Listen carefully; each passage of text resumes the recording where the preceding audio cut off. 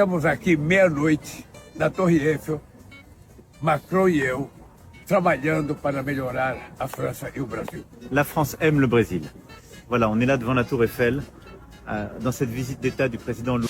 O presidente Lula esteve na França, a visita oficial de um chefe de governo lá, pelo convite do Macron. Eles até iluminaram aqui a Torre Eiffel e tudo mais. E a ideia é que essa ida do presidente Lula para lá fosse para um encontro com empresários e também de fechar acordos bilaterais com a França e tudo isso aqui. Vamos ver ele falando juntamente com o Macron aqui?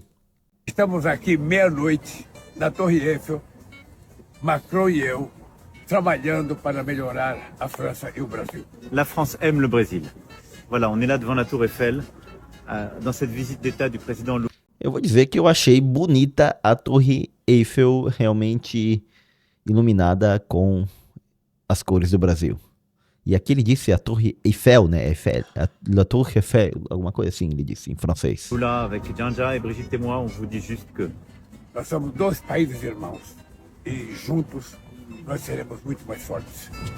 É muito obrigado. Legal isso. Esse finalzinho assim com Macron falando muito obrigado em português. Isso aqui é uma homenagem para o Brasil, tá? É uma homenagem para o Brasil, independente se você gostar do Lula ou não. E aqui ó, tem outro vídeo só especificamente deles, olhando ali a Torre Eiffel iluminada. Muito legal.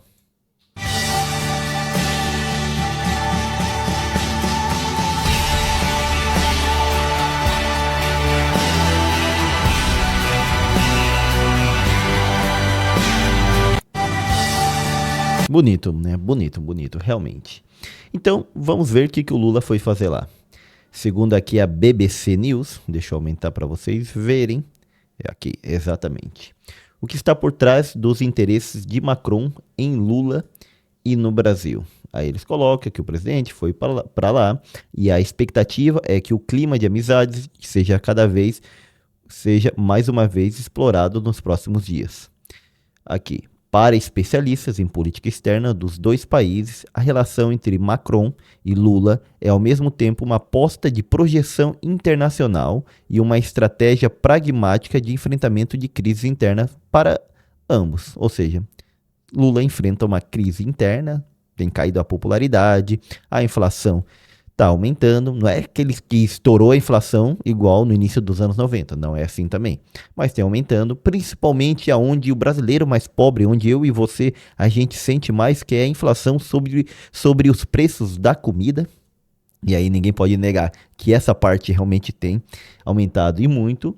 E o Macron enfrenta vários problemas lá internamente no país e também tenta solucionar com a ida do presidente Lula para lá, amizade, tudo para tirar o foco, mudar o foco para outra coisa.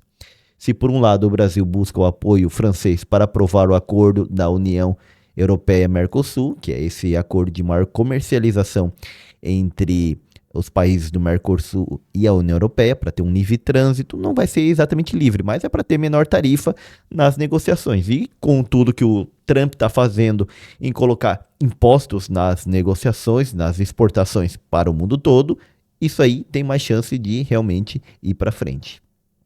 Porém, é justamente o agro francês quem tenta pressionar o Macron para impedir esse acordo. Por quê? Porque o agro brasileiro vai praticamente destruir o agro francês e o agro de toda a Europa, porque no Brasil se produz uma quantidade muito maior a um custo muito menor. Logo, nossos produtos vão invadir as prateleiras do supermercado deles. A gente até teve a polêmica ali do Carrefour, que não queria vender a carne brasileira em respeito ao agro francês, tudo isso. Deu uma polêmicazinha no ano passado, mas justamente por causa disso, porque o medo dos franceses é justamente do agro brasileiro. E aqui colocou um preciso do outro, disse esse professor, tal. Macron e Lula compartilham muitas perspectivas comuns e também vivem realidades de certa forma semelhantes na política interna e internacional. Entre os desafios partilhado pelos dois líderes está o enfrentamento de crises e oposição crescente no cenário doméstico. Isso aqui é bem claro, né? Lula com a caída da sua popularidade aqui, devido ao que economicamente ele não está nem perto de ser nem o Lula 1, nem o Lula 2. Esse Lula 3 é praticamente uma Dilma 3. Então, economicamente o país ele realmente está em problemas. Tem alguns índices que estão mais ou menos, tipo o índice do PIB, mas, como diz o Ciro Gomes, a gente não come PIB. Então, não adianta nada estar entrando mais dinheiro no país se a população em si, a população mais pobre, não tem sentido que esse dinheiro está aí para a gente usar realmente, que está aumentando o emprego e está diminuindo o preço das coisas. Não, é o contrário. O salário não está aumentando e nem diminuindo os preços das coisas. Os dois estão em uma situação frágil e encontram muita resistência por parte da oposição para poder avançar com sua agenda política doméstica. Até porque lá o Macron ele teve que fazer uma estratégia. Ou ele se aliava com a direita mais radical, uma extrema direita, ou se aliava com a esquerda ou a extrema esquerda. E ele fez a jogada de se aliar com a direita, não, com a esquerda, uma esquerda mais ao centro, se aliou. Mesmo assim, ele enfrenta a oposição porque ele não tem a maioria do Congresso lá. E o Lula aqui também não tem a maioria do Congresso, no qual ele tem que fazer vários acordos com o Centrão para ir para frente, e por isso paga tanta emenda de relator, e por isso tem que toda vez negociar para avançar seus projetos, e nem seus projetos estão conseguindo avançar muito. Até mesmo aquele que era não era o teto fiscal, como que eles chamam? Orçamento. Tem um valor ali que eles colocaram que você não poderia extrapolar aquele valor ali que foi colocado, e eles já não estão conseguindo fiscalmente manter os gastos sob controle. Até porque isso aí, na verdade, nunca foi muito objetivo do Lula, né? Manter gasto sob controle. Então, do lado brasileiro, Lula governa com um Congresso onde não tem a maioria sólida. Isso aqui tem.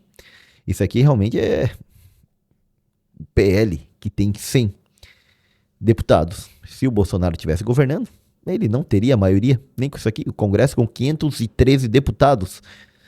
É difícil alguém conseguir mais de 200, o quê? A maioria seria 208. Alguém conseguir mais de 208 deputados?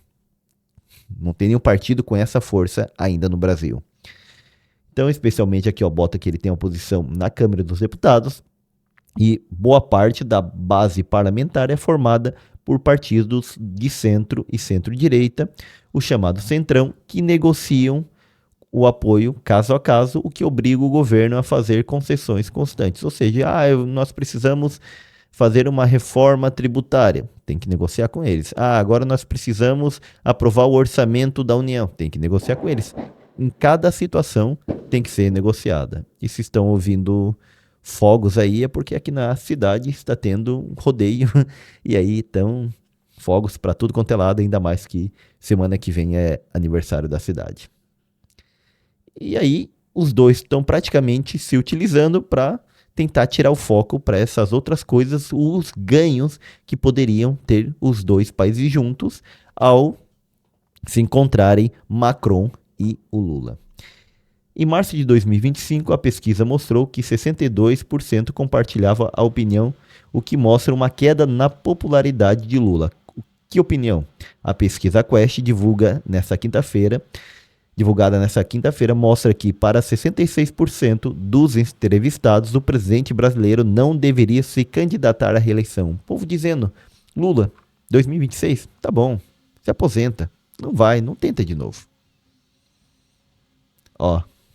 E em setembro passado, após enfrentar a dissolução do governo, as eleições legislativas antecipadas e a dificuldade de formar um governo, o presidente francês atingiu o seu pior desempenho nesse quesito, com só 23% de aprovação. Que coisa, né? Tá realmente difícil a situação desses dois, e por isso um praticamente busca se apoiar no outro. O Lula tentando ganhar ganhos na relação União Europeia e Brasil, e o Macron tentando ver se melhora a sua popularidade com projetos climáticos para o Brasil e América Latina aqui. A grande questão é, Lula fechou alguns acordos lá, acordos na área de vacina, saúde, tecnologia, ciências e outras coisas mais, que pode ser que seja bom para o Brasil, mas ao final a gente vai ver realmente o quanto isso vai dar de resultado. A grande questão é que a jogada deles não é nem para beneficiar ou não. Ô filha, não bate a porta, não. Isso, não. Tá bom, deixei. Senão faz muito barulho, tá? Então, a grande questão é, a gente vai ver realmente que o objetivo não é tanto dar resultado. O objetivo é mais do que nada fazer essa propaganda. É bonito ver aqui a Torre Eiffel, como disse o Macron, iluminada com as cores do Brasil. É bonito, é legal. É bom a homenagem que se faz para o Brasil, é bom a gente ser mais visto exteriormente, esse grande país que nós temos. Mas seria mais bonito se a população aqui internamente estivesse morando, vivendo muito melhor. Não bate a porta, deixa a portinha, tá bom? Tá bom, pode deixar. Obrigado. É que se ela bater a porta vai fazer um barulhão aqui, daí a gente vai ensinando as crianças, né?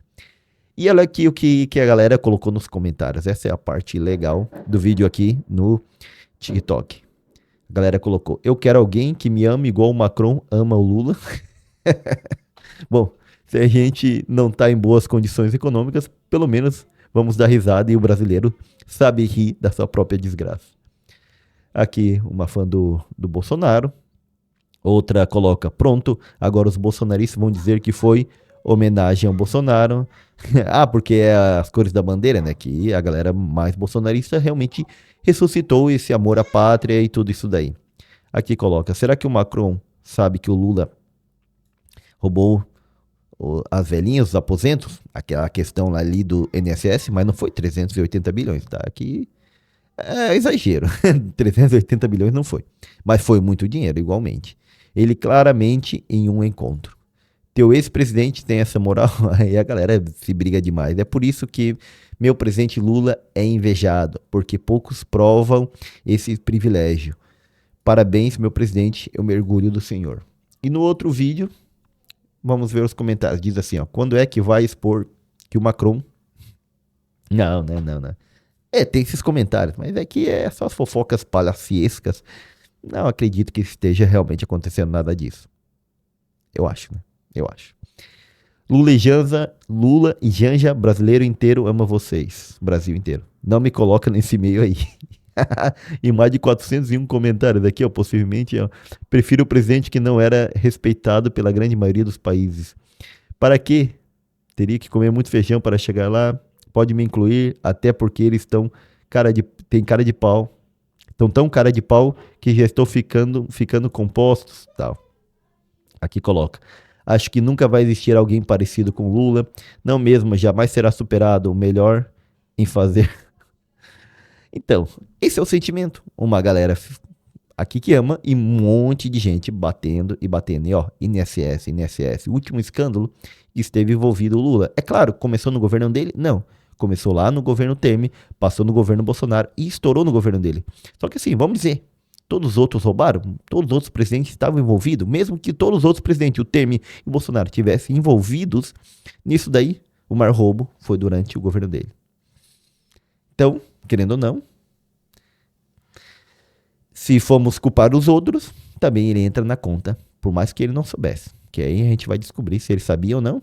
A suspeita é porque que ele foi colocar um cara que eles já demitiram durante o governo Lula por caso de corrupção, enquanto ele era ministro durante o governo Lula, eles colocaram o cara para coordenar o INSS. Um cara já conhecido por esse histórico. Não vale só fazer os acordos políticos e colocar. Tem que tentar pelo menos não colocar alguém que vai roubar lá, né? E aí colocaram. E aí não quer que a população realmente coloque, ó, aquele PT corrupto tá voltando? A população coloca.